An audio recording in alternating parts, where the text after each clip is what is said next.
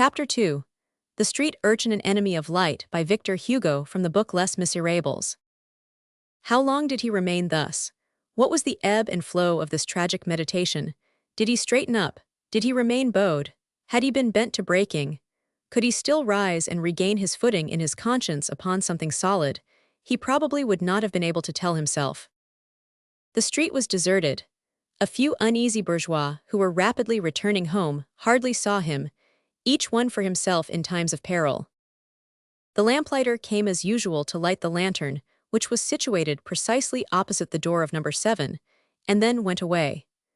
Jean Valjean would not have appeared like a living man to anyone who had examined him in that shadow. He sat there on the post of his door, motionless as a form of ice.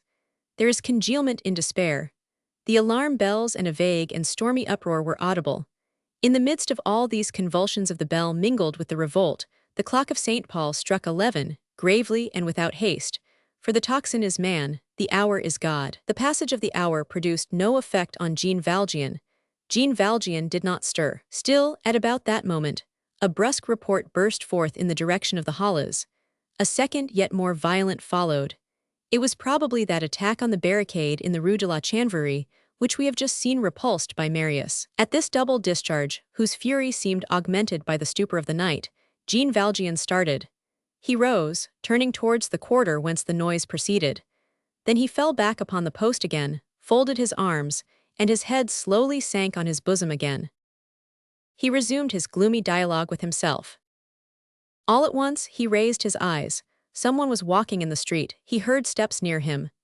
He looked, and by the light of the lanterns, in the direction of the street which ran into the URCHIN, he perceived a young, livid and beaming face. Gavroche had just arrived in the Rue de l'Armée. Gavroche was staring into the air, apparently in search of something. He saw Jean Valjean perfectly well, but he took no notice of him. Gavroche, after staring into the air, stared below. He raised himself on tiptoe and felt of the doors and windows of the ground floor. They were all shut, bolted, and padlocked. After having authenticated the fronts of 5 or 6 barricaded houses in this manner, the urchin shrugged his shoulders and took himself to task in these terms. "Party!" Then he began to stare into the air again. Jean Valjean, who, an instant previously, in his then state of mind, would not have spoken to or even answered anyone, felt irresistibly impelled to accost that child. "What is the matter with you, my little fellow?" he said. "The matter with me is that I am hungry," replied Gavroche frankly, and he added, "Little fellow yourself." Jean Valjean fumbled in his fob and pulled out a 5-franc piece. But Gavroche, who was of the wagtail species, and who skipped vivaciously from one gesture to another, had just picked up a stone. He had caught sight of the lantern. "See here," said he, "you still have your lanterns here. You are disobeying the regulations, my friend. This is disorderly. Smash that for me." And he flung the stone at the lantern, whose broken glass fell with such a clatter that the bourgeois in hiding behind their curtains in the opposite house cried, "There is 93, come again." The lantern oscillated violently and went out. The street had suddenly become black. "That's right, old street," ejaculated Gavroche, "put on your nightcap." And turning to Jean Valjean, "What do you call that gigantic monument that you have there at the end of the street? It's the archives, isn't it? I must crumble up those big stupids of pillars a bit and make a nice barricade out of them." Jean Valjean stepped up to Gavroche. "Poor creature," he said in a low tone and speaking to himself, "he is hungry."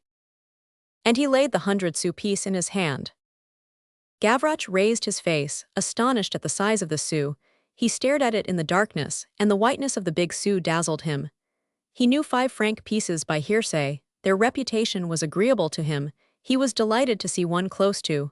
He said, "Let us contemplate the tiger." He gazed at it for several minutes in ecstasy. Then, turning to Jean Valjean, he held out the coin to him and said majestically to him, "Bourgeois, I prefer to smash lanterns. Take back your ferocious beast. You can't bribe me. That has got 5 claws, but it doesn't scratch me." "Have you a mother?" asked Jean Valjean. Gavroche replied, "More than you have, perhaps." "Well," returned Jean Valjean, "keep the money for your mother." Gavroche was touched.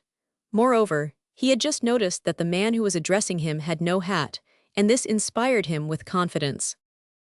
"Truly," said he, "so it wasn't to keep me from breaking the lanterns." "Break whatever you please." "You're a fine man," said Gavroche. And he put the 5-franc piece into one of his pockets. His confidence having increased, he added, "Do you belong in this street?" "Yes, why?" "Can you tell me where number 7 is?" "What do you want with number 7? Here the child paused. He feared that he had said too much. He thrust his nails energetically into his hair and contented himself with replying, "Ah, here it is." An idea flashed through Jean Valjean's mind. "Anguish does have these gleams," he said to the lad. "Are you the person who is bringing a letter that I am expecting?" "You," said Gavroche, "you are not a woman." "The letter is for Mademoiselle Cosette, is it not?" "Cosette," muttered Gavroche. "Yes, I believe that is the queer name." "Well," resumed Jean Valjean, "I am the person to whom you are to deliver the letter. Give it here." "In that case, you must know that I was sent from the barricade." "Of course," said Jean Valjean. Gavroche engulfed his hand in another of his pockets and drew out a paper folded in 4. Then he made the military salute. "Respect for dispatches," said he. "It comes from the provisional government." "Give it to me," said Jean Valjean. Gavroche held the paper elevated above his head. "Don't go and fancy it's a love letter. It is for a woman, but it's for the people. We men fight and we respect the fair sex. We are not as they are in fine society, where there are lions who send chickens 55 to camels." "Give it to me." "After all," continued Gavroche, "you have the air of an honest man." "Give it to me quick." "Catch hold of it." And he handed the paper to Jean Valjean. "And make haste, Monsieur What's-Your-Name, for Mamselle Cosette is waiting." Gavroche was satisfied with himself for having produced this remark. Jean Valjean began again. "Is it to Saint Mary that the answer is to be sent? There you are making some of those bits of pastry vulgarly called brioches. This letter comes from the barricade of the Rue de la Chanvrerie, and I'm going back there. Good evening, citizen." That said, Gavroche took himself off, or to describe it more exactly, fluttered away in the direction whence he had come with a flight like that of an escaped bird. He plunged back into the gloom as though he made a hole in it, with the rigid rapidity of a projectile. The alley of Elham Armé became silent and solitary once more. In a twinkling, that strange child, who had about him something of the shadow and of the dream, had buried himself in the midst of the rows of black houses, and was lost there, like smoke, in the dark, and one might have thought that he had dissipated and vanished, had there not taken place, a few minutes after his disappearance, a startling shiver of glass, and had not the magnificent crash of a lantern rattling down on the pavement once more abruptly awakened the indignant bourgeois. It was Gavroche upon his way through the Rue du Chaume.